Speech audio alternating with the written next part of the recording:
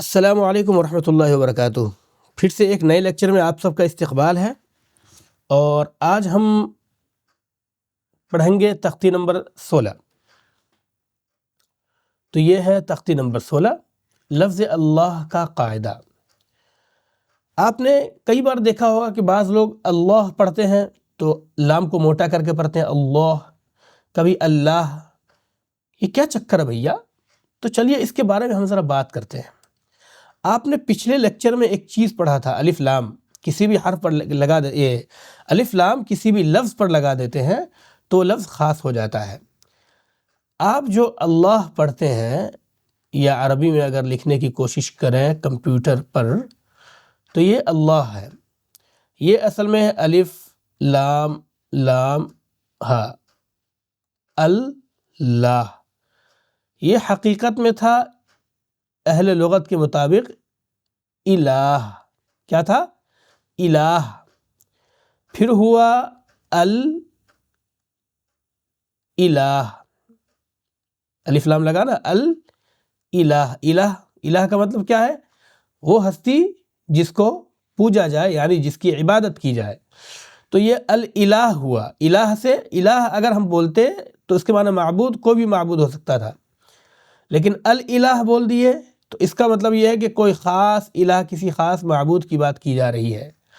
اور اس کے بعد لوگوں نے الہ الہ الہ بولتے بولتے بولتے الہ الہ اللہ بول دیا۔ کیا بول دیا؟ اللہ بول دیا، ورنہ حقیقت میں کیا ہے؟ الہ ہی ہے اندر سے، ٹھیک ہے نا؟ الہ، ٹھیک ہے نا؟ اب آپ نے پڑھا تھا کہ لفظ پر جو ہے الف لام لگا دیتے ہیں، تو اس میں جو الہ میں اصلی والا لام کیا ہے؟ یہ الہ والا لام ہے۔ الف لام یہ تو لگایا جاتا ہے نا، آپ سمجھ رہے ہیں نا میری بات؟ اگر ہم الہ بول رہے ہیں تو الہ اصل لفظ ہوا، اور اس لفظ میں حمزہ لام اور ہا ہے، الہ۔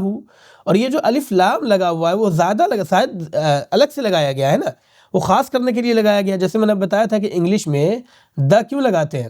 خاص کرنے کے لیے۔ اسی طرح الف لام لگائے ہم خاص کرنے کے لیے، تو یہ الہ کا حصہ نہیں ہے، الگ سے لگایا گیا ہے۔ جس طرح دمون میں مون کا حصہ دا ہوتا ہے کیا؟ نہیں ہوتا ہے۔ تو اسی طرح الہ میں الف لام الہ کا حصہ نہیں ہے، الہ اصلی ہے۔ اب الہ اصلی ہے تو اس کا لام اصلی والا کون ہوا؟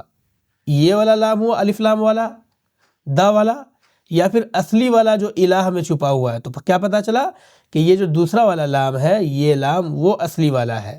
چلیے اب ہم لفظ اللہ جو ہے اس کا قاعدہ پڑھتے ہیں۔ اب ہم کو یہ سمجھ میں آ گیا کہ اصلی والا لام کون سا ہے۔ اب ہم بتا دیں گے سیدھا سیدھا کہ اصلی والا لام کون سا ہے، تاکہ زیادہ کنفیوژن نہ ہو، آپ کے بھی زیادہ ٹینشن نہیں ہوگی، ٹھیک ہے نا؟ چلیے اب یہ جو اللہ ہوا اور جس پہ تشدید اور یہ کھڑا زبر لگا ہوا ہے، یہ دوسرا والا لام، یہ ہے اصلی لام۔ اور یہ والا لام جو ہے وہ زائد لام ہے، الف لام والا لام۔ تو ہم جو بحث کریں گے وہ اس بیچ والے لام سے کریں گے جس پر تشدید ہو، جس پر کھڑا زبر ہو۔ تو سیدھے سمجھ لو کہ جس لام پر تشدید اور کھڑا زبر ہوگا، یعنی بیچ والا لام، وہ لفظ اللہ کا لام ہے، اصلی والا۔ سمجھ گئے نا؟